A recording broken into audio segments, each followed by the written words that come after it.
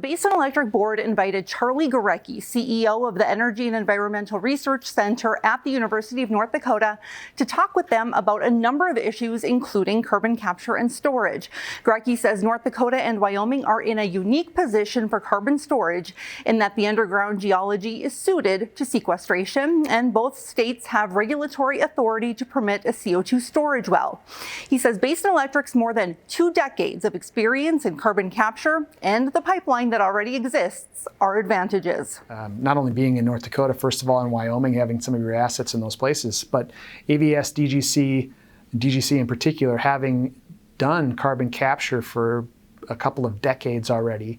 a CO2 pipeline that runs first straight west and then north up through the center of the conventional oil fields, also happens to be right through the Bakken, with T's in the line already developed. So in theory, you could pretty easily start an EOR project along the Cedar or the Nesson anticline, which is the geologic structure there.